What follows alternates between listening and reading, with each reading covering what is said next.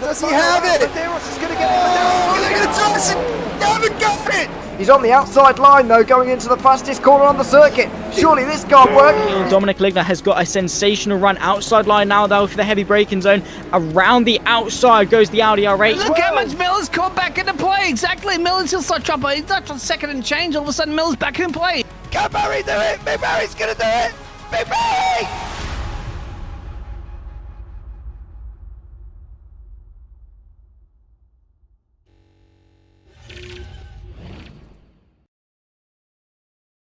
Good morning, good afternoon, and good evening, and welcome to round number 3 of the Radical SR8 Europe Championship. Of course, we're at Barber Motorsports Park. What a track this is! And of course, this track, 3.66 kilometers long. At the moment, a track temperature of 24 degrees for the drivers out on track, located in the USA, of course. Beautiful country. And you know, this track it's an interesting one for the drivers this evening. It's elevation changes. Track doesn't really allow for any mistakes. So yeah, gonna be looking forward to what the drivers have to bring for us this evening. 30 minutes of racing, of course, qualifying to come before that, and covering all of that together with me, Stephen Karabelis. I hope I said your last name correct. I've been asking you about 12 million times in the green room, but yeah, welcome. Happy to be here, yeah, and you're going to spot on, no worries at all. But yeah, looking forward to more exciting racing here for the Radical SR8 European Division, and we've had an exciting season so far as well. So looking forward to seeing a continuation of that and some more respectful and fantastic driving from all these drivers. It should be a great fun. Yeah, for sure. Let's go down to the track, because I heard from you that the man that we are going to be watching at the moment, which is Jürgen Frank. He was super quick last time out, and then that did good things to the championship for him. Yeah, certainly did. He won last time out in Sebring, and it was a commanding drive throughout. He got himself an early lead and disappeared out in front of everybody else, and never looked back really. Stayed clean and took the main haul of points. But it's Adam Isaacson, the man who finished P2 last time out, who currently leads the championship, and that is by virtue of the fact that Jürgen Frank missed the first race. So whether Jürgen Frank can start piling on the pressure and climbing up that championship board, he's going to need something to happen around him, though, from the guys. If they're consistent, they can keep him at bay with only 2 points difference between each points playing position here in the Radical SR8. But Adam Isaacson, as we say, currently leading the championship with a first place in the first race, a second place in the second race. Tim Bertie has managed 2 P3s in both races so far, gets himself on the second spot on the calendar. Dennis Kyriakopoulos is currently holding out in third, but he had a better race first time out than he did second time out. So anything all to play for still for him. He needs to get some good results. But yeah, Menno de Graaf rounding out the top 4, and Paul Clark, Jason Duckworth, Rudolf Nagel, Jorge Gonzaga, Paul LeMay, and Jürgen Frank there, already creeping into the top 10, even though he missed a race. So that kind of shows what kind of driver we're dealing with in Jürgen, and how rapid he can be. It's early days in a 10-race championship, and but all the points matter, and any missed race throughout here. I think I did speak to Jürgen Frank last time. He may be missing more races in the future as well, so championship might not be in the cards for him, but if he wins every race that he turns up to, he's certainly given himself a good chance of doing just that. On to the championship standings from the team point of view. We've got MK Racing currently leading with 126 points over SimRC with 98. Last time round, SimRC were looking very rapid, and they've also got 2 other side teams as well, CRC Beethoven and CRC Mozart, both of which also did well last time out in Sebring as well. So I imagine we're going to see some absolutely fantastic fighting in terms of a team championship as well. But MK Racing currently in the lead with that at the moment. I believe it is Dennis Kyriakopoulos who's part of that team as well. Also got a nice welcome back to Alfredo Melo R, who is back after doing very well in his first race, came second place in the first race, and didn't turn up for Sebring. So now he's back and looking to maybe get back into those high points paying positions. Also, an honorable mention here to John McHutchinson, who did very well in the first race, stalled a little bit, got into an incident, and then also last time out in Sebring as well, got into a large incident there that almost ruined his race, but he still managed to take some points home. But still got the pace in the car, does John McHutchinson, but hasn't been able to transfer into really solid points playing position just yet. Lot of championship still to go. Look forward to another exciting chapter and see what kind of incidents and mix-ups it throws our way today. This track is looking spicy. It's got lots of undulation to it, lots of elevation changes, very fast sweeping corners, and some nasty off-camber ones as well by the looks of things. So drivers going to have to be on their toes and ready for anything. For sure, it's a track that doesn't really allow any mistakes for the drivers, which is going to be difficult. Of course, qualifying has now started. 10 minutes of qualifying for the drivers, lone qualifying, so they have the track to themselves, which will mean that no one can be in their way, or they can't have any slipstream from anyone. So every driver on their own, every driver on equal terms, so it's really going to be the driver and the car who are going to make the difference here today in qualifying. Jürgen Frank, we can see, already doing a great job. Purple in sector number 1, he was quickest. Like Steven said last time out, by a mile, and well, he's going to be looking to do more of the same here this evening at Barber Motorsports Park. In practice it was already Jürgen Frank who was super quick. John McHutchinson though was close to him, and well, Iwan Bremer who was in the top 10 too, together with him. On the graph, however, he was, I think, in P4 in the championship. He was all the way down in P13, so this might not be the track for Men of the Graph, really. Yeah, we're going to see that come into play a lot as the season unfolds. Some drivers will very much like a certain track or not like a certain track, and some drivers may not have a certain track to even compete there with, such being the model of iRacing. But Jürgen Frank is looking rapid so far. Purple sectors all around. That's got to be a decent time for him there. He gets himself a pole with a 117.1 and sets the early bar. Yeah, of course, welcome in everyone. Potato Seagull, welcome. Milo Gamer too, so Milo, welcome, and Ewan, welcome to the stream. Ewan Bremer out on track at the moment. He is in P4, so he's doing superbly too. For a man who, well, was not sitting in the top 10 or in the championship, I think.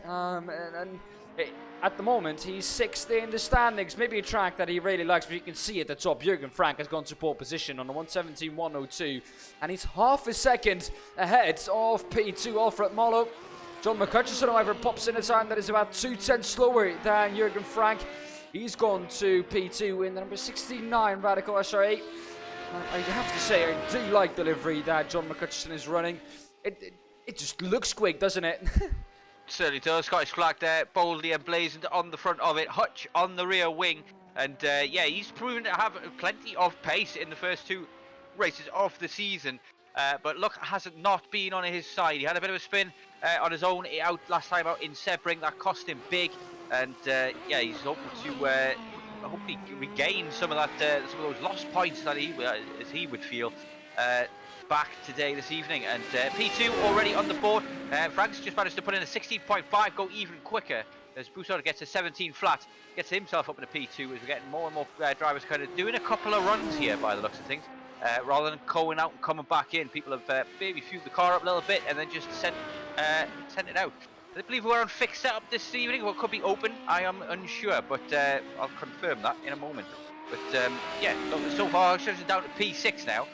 He'll be looking to make a comeback after some disappointing weeks in the first 2 weeks. Well, it's Jürgen Frank who's once again purple. He's already 2/10 ahead of everyone else, at least, of Alfred Malo, and he's looking to go even quicker than he is already.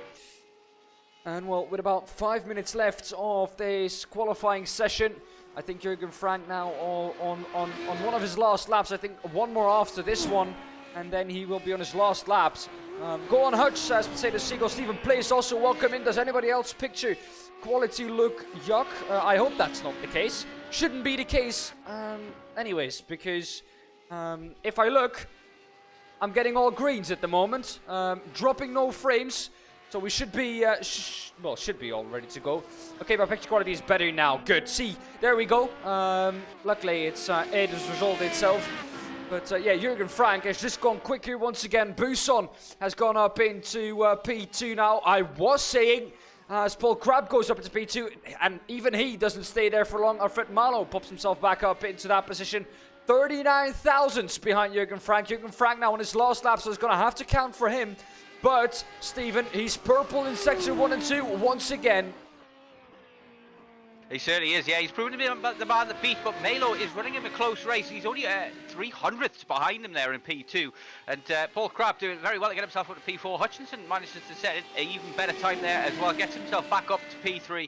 And these guys are trading blows like boxers at the moment. And each coming in with a faster and faster time. These guys at the top 5 seem to have a big gap over Nagel in P6. So we might see one of those, we've seen this a couple of times already in the first 2 races, a little group splits off and disappears off into the sunset in the early stages, such as their pace over the rest of the group. But Paul Crabb did well out last time in Sebring. I think he came P7 or P8. Did not show up for the first one, but yeah, it's going to be an interesting one as well this time out this week. It's going to be definitely a mix-up in terms of championship come the end of today's race, because there are some notable names missing. We have 17 drivers this evening out of a normal grid of 40 drivers have shown up all throughout the first 2 races so far, and 17 only showing up this week means that lots of points up for grabs for lots of people in terms of their season championship. Adam Isaacson not being here gives certainly Frank a great opportunity to close in at the top of the championship as well. Potato Seagull has mentioned something very interesting in chat. He says, these guys are so quick, it's scary when they lap you. And I must agree with that. Like, I'm doing my best at my SR8 at the back of the field. And then all of a sudden you see a Jürgen Frank flying by. Like he's in an LMP1 and you're in an LMP2. And you're like, well, how does he do this then? Like, how has he done this then?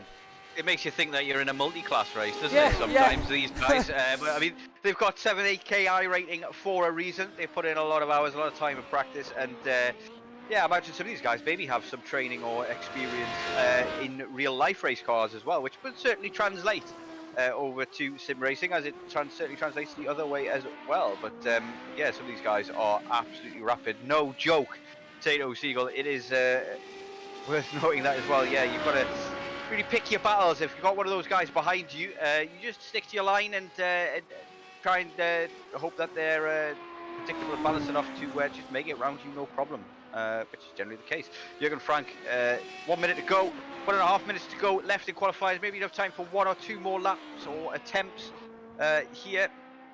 With a short lap, a 1:16 lap, it's a 1:16 flat that Frank has got so far, and he is 3/10 ahead of the next closest rival, as on board here with Melis, as he's down in P40 at the moment, looking to upgrade Roggenbuck.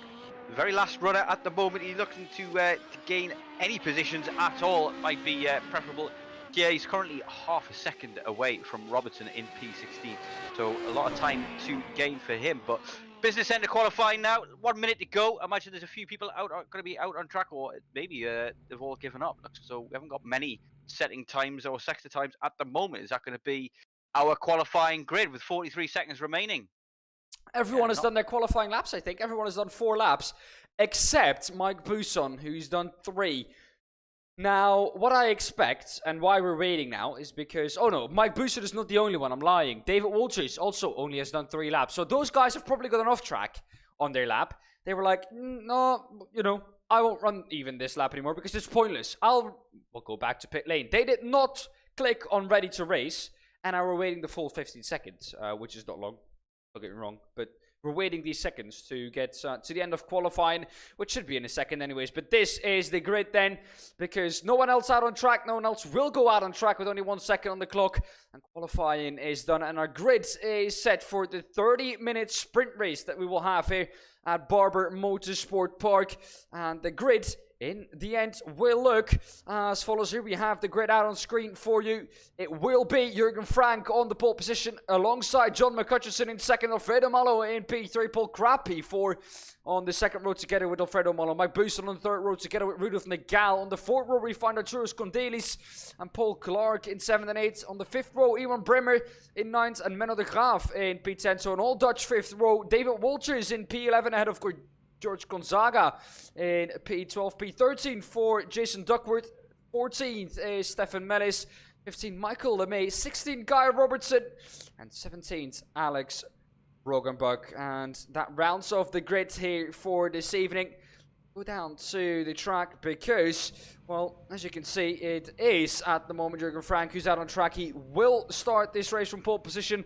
We've had sometimes that the driver on pole doesn't even start from well, their grid spot and they start from the pit lane. Luckily, Jürgen Frank, with the limited amount of races that he is going to be able to compete here this evening, he's going to start from the pole position as we look from Barney, his point of view. Here he is, the strongest right arm in iRacing. Waving that flag here this evening once again. Looks out over start finish.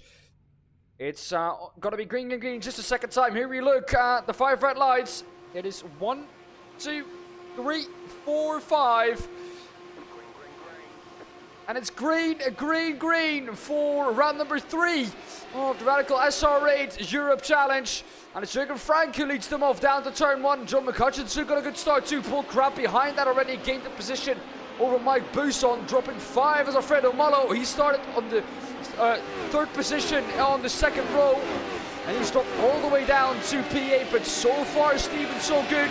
Everyone has made it through turn 1. Yeah, it's nice clean racing from everybody involved there, but lots of position changes involved in the makeup there. Big loser is Marlowe, who's gone down to P8, but Frank gets a nice clean getaway and nice and smooth, keeps his lead in going into turn 1 and now gets to dictate the pace of this, what should feel like to him just a formation lap. Get those tyres up to temperature, get them in a nice working window and start to get into a rhythm, and then he can start to maybe think about pulling away from McHutchinson. McHutchinson, on the other hand, got to know that this guy's got a lot of pace in his locker, so we'll need to think about just keeping it clean and hanging on to the back of this guy and maybe creating a gap, working together to create a gap to the guys behind. Otherwise, we could end up with a train for a long way if he tries to battle the guy too hard, too early. But early doors, great first lap, clean first lap, no spins, no crashes, nothing to report. The drivers are happy out at front because they're already creating a bit of a gap to Mike Bousson behind them. Paul Crab is the driver who you're looking at. He's in P3, he's trying to chase down the top 2. At 21.6. That's a really good first lap time for Jürgen Frank. That's a quick one. Well, that was about 7-8 tenths quicker almost than McHutchinson. 7 tenths is the gap. Then McHutchinson has got to try and stick with Frank because either Frank is going to take this one. Well, you know what they say, Stephen. If you give him an inch, he will take a mile. And Frank is doing that at the moment with the 8 tenths that he's gained to McHutchinson. So he's got to try and keep that margin as slim as possible. Maybe at least try and keep it in his second because he will have the advantage of the slipstream from Frank then, and maybe he can do something trying to save the tyres or anything really, but it looks like Frank is just a bit too quick at the moment. Yeah, it looks like he's threatening to check out of this race, but one mistake could cost a couple of tenths and let them straight back in again. And yeah, like you say, the slipstream here is going to be powerful. There are a number of long straights between turn 16 and 1, for example, down the pit straight, obviously, and then you've got down to turn 5, down to turn 7, and down to turn 12 as well. Some long straights along all of those places. But it's a very difficult track to overtake at, nonetheless, as well. As wide as it is, there's plenty of opportunities to make a mistake, run wide, and clip somebody else as you're driving at the limiters. Here they go down into turn 2 and 3. A long wide right hander. You need to take a late apex here. Some guys maybe taking that a bit tight just to defend the guys behind, and that's going to be the nature of this track, essentially. Once you've got the inside line and you defend that inside line, it's going to be very difficult to make a move around the outside because the nature of these off-camber corners. Yeah. You see the track falling away to the right there. Cannot go around the outside there. It's going to you're going to fall off the track. Well, you can try it, but I don't think you're going to be successful either. And what you've got to watch, if you're Iwan Bremer now, who's in the middle of all of this, as I think we saw, I think it's Astros Kondelis at the front of this train, almost having a spin. Excuse me, it was Paul Clark in front of this train. It's Arturos Kondelis who we saw almost having a spin. At the bottom, I think that was turn 7B. A lot of B's and A's at this track, to be honest. But I think it was turn 7B at the bottom of the little corkscrew, we can call it here at Barber Motorsports Park. But he got through, kept the car pointing in a straight line, and he's underway again. Iwan Bremer, if you're the man in the middle now, if you are going to try and make a move on an off-camber corner, you're going to have to watch your mirrors too, because Alfredo Malo is, you know, he's not a slouch in this car. He knows when to attack, and when you go for a move in the outside on an off-camber corner, well, he's going to say thank you, sir. He's going to take that inside, and he's going to happily take that position from you. Exciting battle developing here between these three though, and Walters and Nagel behind also swap positions in the middle of that as well, and maybe a mistake from Nagel. And but Frank has indeed looked to check out. He was 2/10 quicker than McCutcheon on that last lap, and is driving off into the sunset and doing well. Melo has dropped positions early on and didn't get the best of starts, and is now finding himself in a spot of traffic. He must know he's quicker than these guys in front of him, but unable to make any moves. Very difficult to overtake here at Barber Motorsports Park. Man of the ground is finding that out too, because he's been stuck behind Gonzaga for quite a while now. Up ahead of them though, you can see a train. It is Clark, Bremer, Marlow, Walters, Nagal, all stuck in it. And they're all trying to pass each other. Walters is now falling off the back of Marlow a bit. But, well, you have to say that Alfredo Malo, we expected more from him. Qualifying in P3, doing a tremendous job in qualifying. But he just, well, can't put it into his race pace. He's struggling a little bit at the moment, trying to hang on to the back of Bremer and Paul Clark too. We're going to have a little look at a replay from Alex Roggenbach at the back of the field. He was coming through, I think, this is turn 8, is it not? And that's just a little bit too wide, is it not? That was turn 1, excuse me, I think. That was a bit too wide there. Yeah, I mean, it's a power slide and a half. He was almost rallying it there, wasn't he? So, but yeah, it's nature of these cars, the SR8s, they're very got downforce, but not a lot of it. But when you lose it, it's very easy to catch at times. Can't be very easy to catch. If you hold the brake and the accelerator at the same time, about 50% or so, as we follow on board now with another replay here from Menno de Graaf. Let's see what's going to happen from this one as he comes down into, I'm not sure whether it's turn 5, I believe, and he's going to spin it. Yeah, just go on to the loud, little too hard there as he comes out of turn 5. Very difficult to get the traction, and the guys behind did a very good job to avoid him there. I think maybe he got clipped. Looks like he's maybe got a little bit of damage to the rear wing, but no real major incident. That was very lucky. Those two guys going either side of him there as he's, yeah, I mean, he needs a change of underwear after that for sure. I think it was LeMay who was the one who was behind him. Let's go on board with LeMay and see how much time he had to react really to this. Oh, well, LeMay had enough time, but I don't know who's that ahead of him. Is that Jason Duckworth? Yes, it was. He had, well, practically no time to really react. He had to choose. Am I going to go inside or outside? He chose outside. And well, in the end, that was just enough to basically keep it out of the sides of Menno de Graaf. Menno de Graaf, though, has dropped all the way down to P16. Well, he will be looking to try and make his way up again. Roberts is off the track too. And that is at the same point where Menno de Graaf, I think, was off last time round. That is turn 6. Yeah, turn 5, excuse me. So easy to do that there. Off-camber corner, the rear just gets a little bit loose, and then, well, you're gone. You have to be very, very patient with the acceleration pedal there for sure. Traction just does not want to give it at the track does not want to give the traction there at all. Looks like he's just again just he lost an entry. I think maybe he's carried too much speed in there, and then because of carrying too much speed in there, he maybe could have saved it if he was really patient. I think he did get on the accelerator there and just unsettled the car, sent the weight to the back, which didn't have any grip, and around he goes. And that's not going to be the first time we're going to see, or the last time we're going to see that mistake there in that corner. Melo has managed to get past Bremer in the meantime and get himself up to P6. There's now a 4-second gap to Dennis. So he's managed to make his way through, but he's lost so much time now to the top 5 that he's got a lot of work to do, and it's a shorter race than the Sebring this time round. We're only here for half an hour, which means that mistakes can cost you more. Look at this battle though.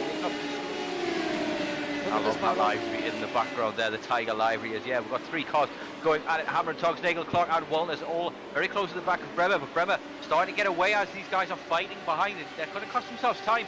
Maybe the they should be thinking more about the strategy, the long-term approach, and keeping up with Bremer in front. But guys are happy to race it out as it stands at 144 miles per hour. They go into this very quick chicane, I believe we're at. Where are we on the track? Coming round turn 16, I believe now. Yeah, the last two turns. Yeah. We are at. So far, I would say. You said try and work together a bit, maybe think about the long-term strategy, but try and tell a racing driver not to try and overtake someone. That's a very difficult. Very ambitious. I'll give it that. Yeah, you've got to be. You've got to be. I'll have many years' experience in the sales industry to be able to tell it.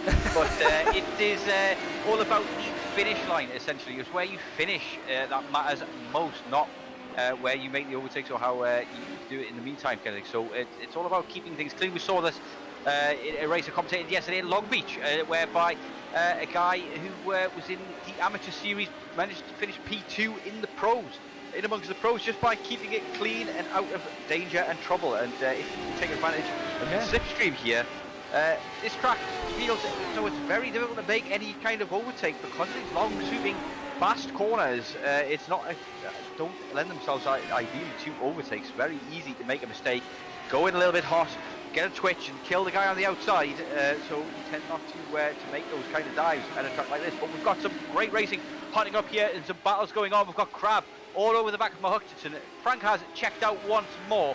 Looks like he's got this race sewn up already, but long way to go still. Crab and Hutchinson are currently battling out for this P2. Crab piling on the pressure now within 1 second, and we'll got McHutchinson. If he's been watching the races back here, Crab, you'll know that McHutchinson has got a mistake or two in him so far this season, and we'll be looking to ramp up the pressure as this race goes on and try and force that mistake out of him. And yeah, McHutchinson needs to try and make sure he keeps his cool, stays calm, and just focuses on the track in front of him and not what's behind. Where he has to be closer in order to to take advantage of any mistakes that McHutchinson might make. Also, Phil, welcome into the stream. He says evening all, and Dan. So there we go. Phil coming in with the usual. Why has he separated you from the all? I mean, Phil and I have an incredible relationship. We love each other really, and you know that's why I think he just looks up to me so much. And that's why he's separated me from everyone else. Of course, joking there, Phil. Love you, really. You know. Puts you on that pedestal, right? Looking to get a pedestal here as well. Is still his Crab. Obviously, he's got his eye on the podium here, but he's got his eye on a higher spot on it as well. But it doesn't look as though he's got the running on McHutchinson at the moment, who gets a lap 2/10 faster over Crab there last lap. But Frank is gapping McHutchinson lap after lap, and he's currently the fastest man on track as well. Really running away with this one is Frank. Yeah, I don't know if McHutchinson is going to be able to at some point try and gain some time on Frank. He's so quick at the moment. Just last lap, to put it in perspective, he was about 2-3 tenths quicker as LeMay goes for an ultimate send on Duckworth. That was from about, 20-30 meters back maybe on Duckworth. I did not expect LeMay to go for any move there, but what a launch up the inside, and he made it work. Even made the apex of the corner, which I thought, with the speed that he was carrying into that corner, he was never ever going to make. He just had to get there to that apex first, and he was 100% committed to doing it.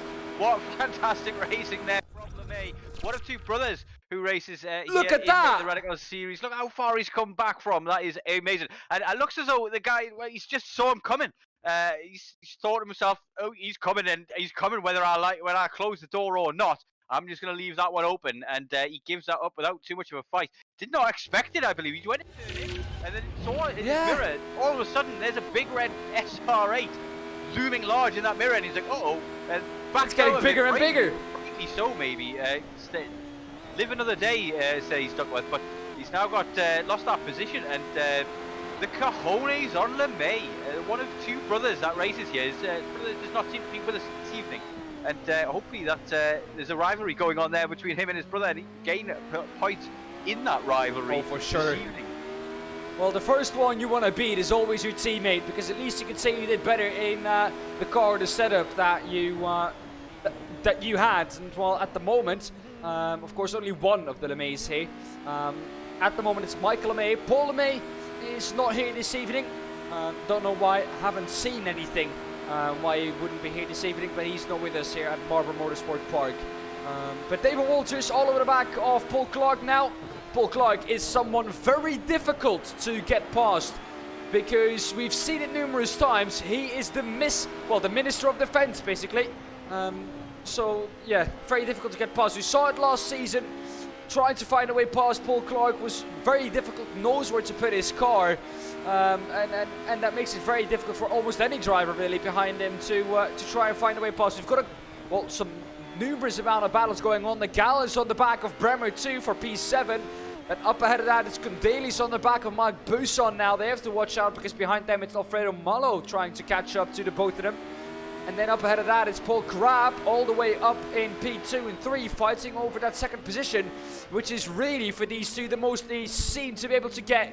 And as you just said, McHutchison has a mistake or two in him. However, he's shown that in the first 2 rounds, and he will be eager to do better than he did in the first 2 rounds. Not make any mistakes here this evening. If he can do that and hang on to P2, still a good points haul, because as you said, of course, Jürgen Frank, he doesn't expect to be here every round. So if McHutchison can do just everything that is possible at the moment and just take those victories or some good podium finishes when Frank is not here, he's going to gain some valuable points at that point. And I do think that just the consistent results from McHutchison will just about pit Frank in the championship then. So I don't think McHutchison has to push it to get P1, as long as he just can stay in P2. Certainly he needs to damage the limitation, though, in terms of his first 2 results so far. But so quick is Frank at the moment. But I believe Melo has managed to get up to P6. Is on a comeback charge. He was one of the quickest man on track last lap, I believe. And yeah, currently trying to close the gap to Condalis, who's battling out with Buson. And they're going to start scrapping soon, these guys. They've got a number of battles up and down the grid. We also just saw Graf get past Melis. He's on a comeback drive as well after spinning out in turn 5 early on. And yeah, running out of time now, though. 13 minutes remaining on the clock. And we'll start seeing these guys start maybe go for those sends, the May style, with a bit more desperation as the clock starts to count down. Well, you saw what David Walters tried there at the outside of turn 5. He tried to cut back on Paul Clark, but the outside just didn't allow him to turn in. He had so much understeer in that SR8, and it just couldn't make the cut back work, really. So David Walters still behind Paul Clark, and as we said, very difficult to get past. So where he's going to try it, I don't know. He's all over the back of him, but ice cold Paul Clark. Usually when you're behind him, he doesn't make a mistake, but David Walters is going to try to stick as close behind him as possible, try to force that one mistake that Paul Clark eventually, at some point in this season, is going to make, and it might well be here this race. Under pressure from David Walters. Up ahead in the field, it's Condalis trying to get past Mike Buson. I do like the helmet from Arthur Condalis. Of course, I know Arthur from the America Series. I've commentated the first 2 rounds there too, and he was incredible there. Arthur Condalis was very much the quickest in Zandvoort, made a little bit of a mistake, and because of that, lost his maiden win at the first round in Zandvoort. He came back well in round number 2, did well. With another podium finish for him, but yeah, that helmet very much inspired by the Olaf Manthey team, the Porsche team. It usually does a lot of Nürburgring Nordschleife running, that has now also ventured into the DTM this season. But yeah, I do like that helmet a lot. Buson is ahead of him, trying to defend from Arthur Condalis. However, he's not going to have long. I thought Arthur was going to go for a late launch up the inside of the last corner. Not really a turn, however, Stephen, where a move on the inside nor the outside is really possible. It's just too quick round there. Certainly not, yeah. It looks as though the best point to make a move is down in turn 5, if you can get the inside there. But as you can see with the way this track looks, it's a proper roller coaster of a track, with it bending left and right, camber, off camber, up and down, all over the place. And knowing the track well and knowing these undulations in the track well, and where the grip is and where it isn't, is going to be vital to getting any kind of overtake done here.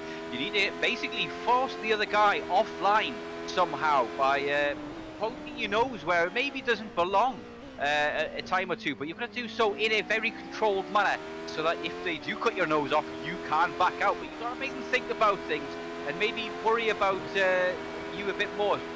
Kind of toy with that vortex of danger a bit, but it's a dangerous and risky game to play. But that may be what needs to be done to make the overtake. But Condelis is now trying to ramp up the pressure on Buson, as he has Melo, who is caught up to the back of these guys in short order as well, and he'll be wanting to get past soon enough. Otherwise, Melo could be looking at him. What a blinker now as Gonzaga manages to get past Clark. Clark just jumping around all over the place at the moment as he blinks back and forward into the game. That is very distracting for the driver behind. You've got no idea where he's going to be when he pops back onto the circuit out of nowhere. But you've got to just carry on and trust that the guy's internet is working and it will stay that way and he won't crash. Yeah, Gonzaga, Clark, Walters does get past Clark in the end. Makes that move stick, and now Gonzaga looking at him as well. Absolutely love that livery though, the Tiger livery. Yeah. On board with Melo as he now comes to the back of this battle between Condelis and Buson, and this could get very spicy indeed. And they're going to have to battle it out, because whoever gets past these guys is going to have maybe enough time left in the race, 10 minutes remaining now, to catch up to the podium spot. So Alfredo in particular, Alfredo Melo, is going to be thinking about that podium still. He wants to get past these guys in short order, but it's going to be very difficult to get past Condelis if he has a tow from Buson. So Buson maybe needs to be the first to make that move, but any mistake here could cause disaster for all three. Well, of course, Alfred Melo came from P3 at the start of the race, dropped all the way down to P8 after what we can really call well, the mother of all bad starts really at the track, and very close to the grass once again. A lot of understeer going through turn 1, which all the drivers have, but it seems like Alfredo Melo is struggling from that. Even more off the track though is Condelis. That's now going to leave him vulnerable to Melo. It's going to go around the outside. The inside is for Condelis, but already passed before they get to the apex of turn 5. And it is Melo up at the turn, or Melo up at P5 now, and he can now try and chase down Mike Buson. It's been Condelis who's been, well, recently trying to get past Buson too for the last 5-6 laps really. And let's look how long it's going to take Melo to do that. The pressure just was too much, it looked like, for Condelis. That lost him out. That also precious P5 for him. The top 5 finish would not be bad for Condelis. However, that's also where he started. So really, he will be looking to try and get past Buson too. If he can hang on to the back of Melo here, really, he might have a better chance of passing Mike Buson. Just when Melo overtakes, just try and go with him. Really, I think is his best shout here. He's got to be a lot closer in order to do that though than he is at the moment. Melo already turning that screw on Buson. He's a lot closer most of the time compared to what Condelis was able to do, and he should make short work of this, but he's still got to make that job, and he's going to do that job and make it stick as well. It's going to be difficult. It's been difficult to pass so far, and yeah, Condelis, you see there, just one tiny little error, and Melo saw the opportunity, pounced, and did not look back. And now it's going to be even harder for Condelis, because can't get past Melo without Melo making the mistake like he did. Melo gets the tow from Buson, and he's going to wait for Melo to get past Buson before he can get past Buson, and that then gives Buson a tow from Melo. Melo, how quick is he going to be able to drop Buson is the question that Condelis is going to be asking himself now. So that could be a position that he never regains with only 7 minutes remaining. Not a lot of time left to rectify that mistake. Goes in really deep. Wow, Melo went in really deep. Sorry to cut you off there, Stephen, but that was really deep from Alfredo. And that might have set him up well, though, for a move now on Buson. Was that plan? He's got such a good tow now. Coming down into, I believe it's turn 1 and now 2. And coming through turn 3. Now he's going to have a dive in, look down the inside into turn 5. This seems to be the best place to make a move. It's close enough, in my opinion.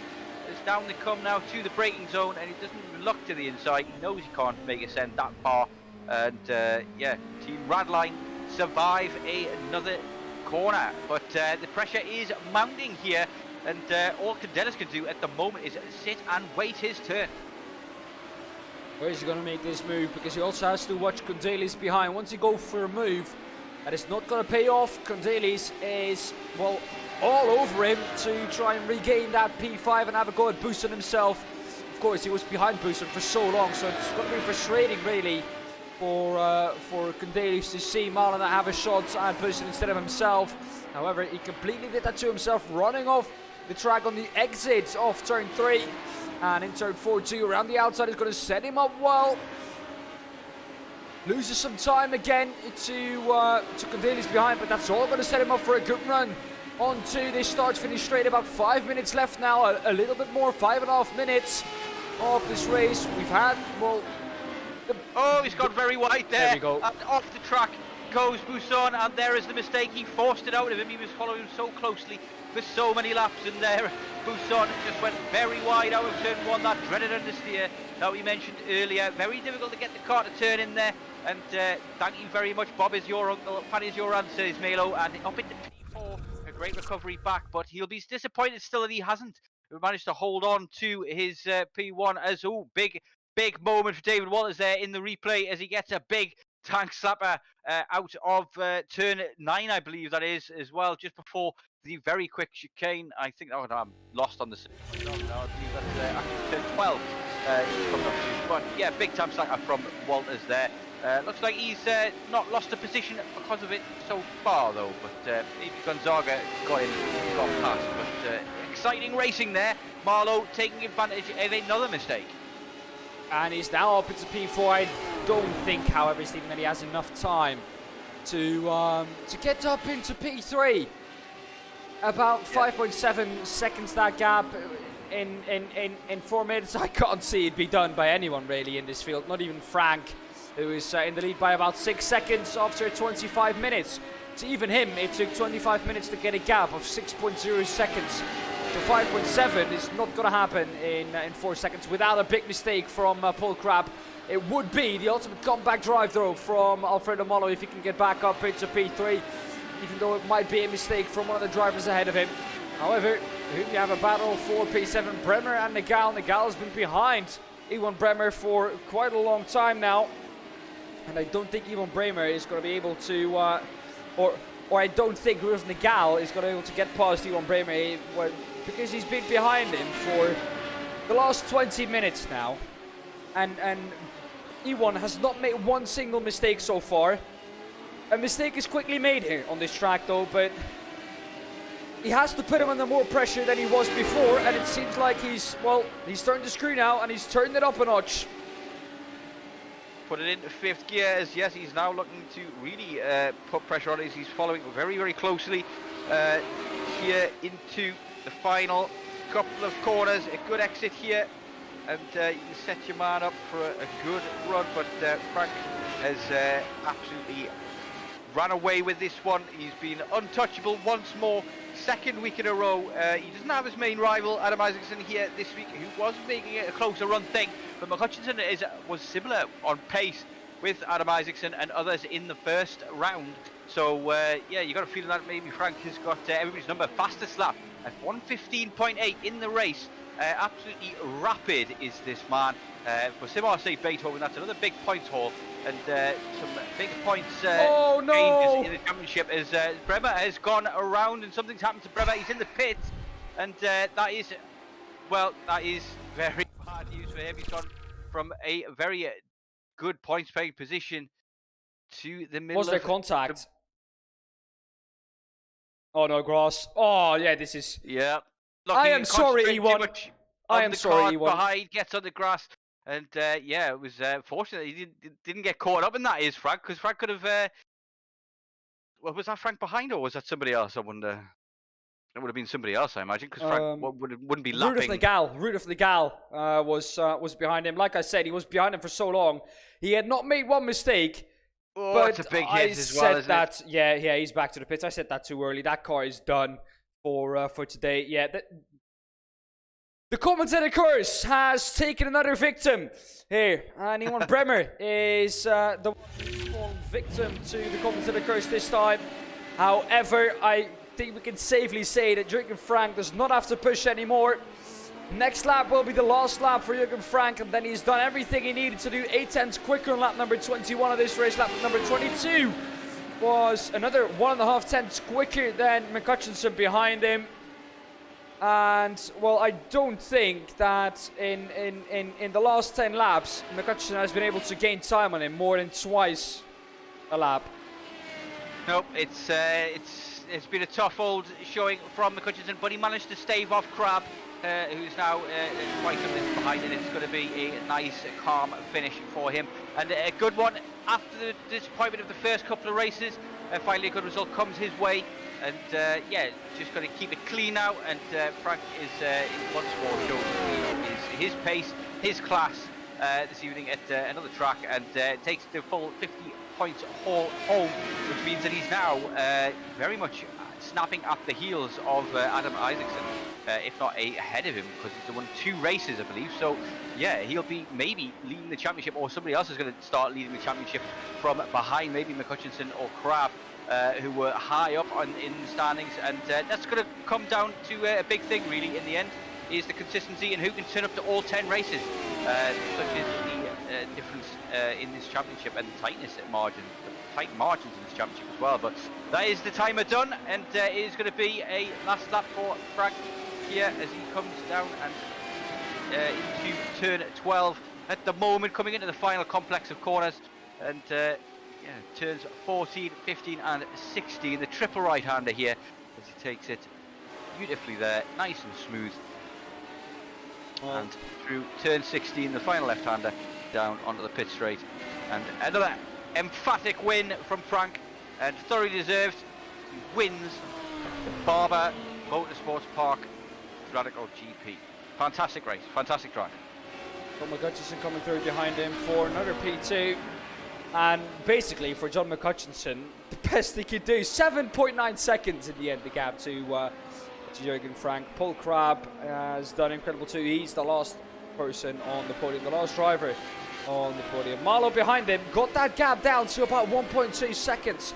He was not far off the pace that Jürgen Frank was doing. Did a quickest lap time of the race on the last lap of the race, a 15.77. Just incredible. This man has done everything he needed to do. And well, a thoroughly deserved victory from Jürgen Frank this evening. And no more to say than well done. Like, no one was able to do anything about it. And good news for all drivers concerned, though. Only 17 drivers on the grid, I believe, means that every single one of them is going to go home with some points today, because the top 25 positions pay out, I believe. But yeah, big winner today is McCutcheon. He's managed to gain a big after a disappointing start to the season so far. And Crab, who was in, I think he was in P7 at P8 in the championship, has also gained big over a few of his rivals as well. Melo managed to come back strong in the championship as well, after missing Sebring, but he did it very well with a P2 in the first race also. So yeah, lots to look forward to next week, which will be a 90-minute race as well. So a bit of a different challenge there. But yeah, a couple of guys today would be disappointed that they could have got more points, given the situation with so few drivers showing up, that you could have maybe taken more advantage of that. Bremer, for example, who managed to crash and dump himself down to the very last place, 2 laps behind the action, and is out of the race as well. I don't know if he's going to get classified or not. I honestly don't know the question, the answer to that question. Well, we're going to see that, because the results is on screen for you. Jürgen Frank, as we could see, 7.9 seconds ahead of John McCutcheon. Then it's Paul Crab in P3, Alfredo Molo P4, 5th for Artur Skondelis, and Molo got that gap down in the end to about 1.2 seconds to Paul Crab. So it wasn't too far off. I think 1-2 more laps and he might have had Paul Crab. Mike Boson in P6, Rudolf Nagal P7, Paul Clark P8, P9, David Walters, and Michael LeMay rounding off the top 10. Jason Duckworth in P11, George Gonzaga P12, Menadograph in P13, 14 for Stefan Mellis, Guy Robertson in P15, P16 for Alex Rogenberg, and P17 for Ewan Bremer, who will be classified below that. I don't think we have anyone. No, 17 drivers here with us this evening. Yeah. 17 is the maximum amount of drivers. But let's start with the man who was on P3. Oh crap, still talking to the boys in the interview rating room, to Jurgen or either John. Welcome in, Paul.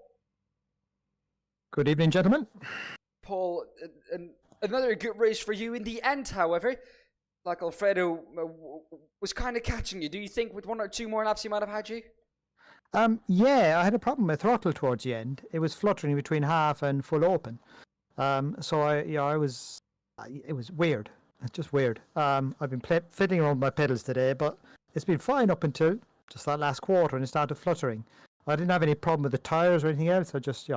Anyway, but fortunately, I managed to hang on. He would have had me with another lap. Yeah. For you, it was trying to kind of stay within range of John to, if he made a mistake, take advantage of it, really. At any point in the race, did you think I have the pace to overtake him? He made 2 small errors, and I thought I might be able to get alongside him.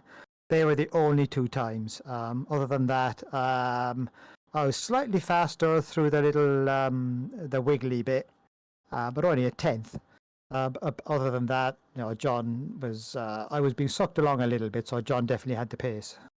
And how were the tires for you towards the end, especially? Absolutely fine. No problem at all. They're as good as when I started, so no problem. Right, then we'll write that down, because we have another one, of course, the Americans, of course, later on tonight. But Paul, an incredible drive from you once again. I think that the maximum you could do with the issues you had towards the end. A P3 in the end, a podium. Congratulations with that, and thank you for upping into the booth. Okay, thank you, gentlemen. Bye-bye. That was Paul Crabb, of course, finishing third for Team Redline. Another member of Team Redline is John McHutchinson. John, welcome in. Hi, Dan. John, of course, the first 2 rounds, you had a couple of mistakes in you. Tonight, though, none of them.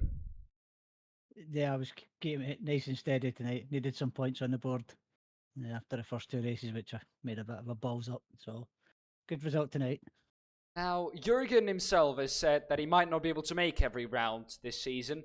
So with that in mind, were you like, okay, I'm in P2 now, I maybe know I'm not going to catch Jurgen, I'm just going to try and consolidate P2 here. Yeah, exactly. I mean, I know I'm not going to catch him. He's too quick for me, too fast. So I hope he doesn't make any more races. No offence, but give the rest of us a chance. He's dynamite. He's fast. At any point in this race, though, John, did you feel like you maybe had the pace to at least keep the gap steady, or was it from the beginning on in like, I know I'm going to finish P2 here? No, I wasn't pushing as fast as I could. I mean, I was down at the 16 wins in practice, but I was just keeping it easy, keeping it on the road. Didn't want to make any mistake, lock up into the hairpin and do something silly. So Paul kept me honest straight enough. He was putting me under a bit of pressure. Well, the tyres in the end, I think we spoke to Paul about that too, but they were fine for him. How were the tyres towards the end, especially for you? No sliding?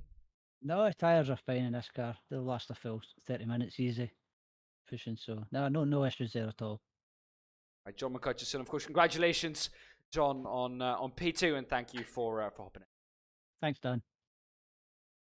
John, once again, our second place finisher here this evening. We'll continue with Jurgen coming into the booth. Of course, Jurgen, once again, last week he drove amazing, and again this week, blitzing the field with, in the end, a 7.9 second gap to John. Welcome in, Jurgen. Yeah, thanks, and good evening, guys. Good evening. Jurgen, once again, quicker than anyone else on track, really, constantly setting fastest lap times. How was it for you out there? Because it must have been pretty lonely from the start. Yeah, I mean, it was pretty lonely, but I had to push all the way, especially in the beginning. I pushed like hell to have a 2-second gap or something for the draft. And then I went a little bit slower, especially in the chicane, because it's always a little bit of risk there. I figured out. But then Alfredo took the fastest lap, and then I tried it the same, and in the end, it worked out for me. Well, in the end, Alfredo finished 1.2 seconds behind Paul Crabb, who I think would, 4 or 5 minutes to go, I think it was, Stephen, was about 5.7 seconds behind him. So he had incredible pace too. But, of course, you taking back that fastest lap with a 1:15.77 in the end. An incredible quick lap, just, I think, 5 tenths quicker than John McCutcheon behind you, his fastest lap. Yeah, that last lap that I pushed all what I had. I had like 7 seconds gap to P2. I thought when I have a small spin and I lose 5 seconds, then it's all okay. But I wanted a big slapper lap in the end. There we go, Jürgen Frank. Not leaving anything on the tables, balls to the wall, as we say on that last lap, giving it absolutely everything. Yeah, but the car is a pure joy to drive around the track. I didn't drive the track for a long time, and I think last time 2 years ago in Skippy or something. But with that car, that's amazing. There we go, Jürgen Frank. Jürgen, congratulations on the victory, and thank you for hopping in this evening. Yeah, thank you very much, and thanks to the other guys for the race. It was big fun. Thank you, Jürgen. Well, there we go, Stephen. That was another incredible evening of racing, I think. It had everything. It had battles. It had, in the end, a huge shunt from Ewan Bremer, which you don't like to see. The commentator curse taking another victim. Yeah, you don't like to see it. Up for that one, to be honest, Dan, don't you really? It was an awful murder from you. Just no thoughts about the guy at all. Kind of just came in, swooped in, and murdered him with the commentator's curse. It was horrifying to watch. Really, it was. But other than that, though, an absolutely fantastic race. Like you say, it's really kind of starting to heat up now, this championship, and all sorts of different things are coming into play. Not least the missingness of drivers as well. So, but not everybody can make every sector of the championship. So that's going to become a big factor in the future as well. But some fantastic driving, some fantastic racing, some great racecraft, some absolute unbelievable pace we've witnessed today, and the unfortunate errors of some drivers as well. A great race, entertaining all around. Well, Zach Sweeney has come into the broadcast too. Thank you for joining, Zach. He says, am I too late? And the answer to that is yes, sir. You've missed some incredible action. Quickly, to sum it up, Jürgen Frank started on pole position. No one ever saw him again after the first 2 laps once he got away from John McCutcheon. John McCutcheon then had to defend the whole race from Paul Crabb. But as we heard from John McCutcheon, was not pushing at all. In the midfield, of course, Alfredo Mallo dropped back earlier on. Had to have a comeback drive. Came all the way back to P4, 1.2 seconds back on the position where he started. Paul Crabb in the end. Of course, Arturus Kondelis, a good comeback drive for him, up into P5, gained 2 positions on where he started. Mike Bousson and Rudolf Nagal in the end lost 1 on where they started to R2. The rest, however, Michael LeMay, a good race for him. But Menno de Graaf, who was P4 in the championship, all the way down on P13, so not the best evening for Menno de Graaf, however, still picking up some points. That was it then for this evening. I hope you all enjoyed it. Stephen, of course, thank you for being alongside me in the booth. I know it's not always the easiest thing to do, being alongside someone who spins into the pit lane on the Nürburgring. Here we go. Got that one in there too in the end. No, it's been an absolute pleasure commentating with you, Dan, for the first time, and I won't wish many more in the future. But yeah, it's been a great race, and looking forward to next week. Well, Stephen, one last sentence to sum up this evening. Yeah, it's been it's. Keep in mind, one sentence doesn't have to be long. Oh, you're putting me on the spot now. It's proving very difficult to now think of this sentence after I just did one. But no, it's been entertaining. Is the main thing, I think, and it's caused ripples in the championship, in the Radical Championship, and that's the main thing takeaway really from this one is those ripples could decide the championship in the end. So we may have to come back here and say this was when it changed. There we go. Jurgen Frank winning his second, winning his second race on the throttle. And well, with that, that concludes this evening's broadcast. I thank you all for watching. Once again, Stephen, thank you for being alongside me in the commentary. Thank you to everyone who made this possible. I hope you've enjoyed this evening. And we'll see you in just a moment's time, of course. Once again, don't forget the Radical SR8 Europes is on later on this evening. This has been it from me, from Stephen in the commentary, from everyone else out on track, and from everyone else who made it possible. Thank you for watching. We'll see you tonight for the America ones. Stay safe, and we'll see you then. Bye-bye.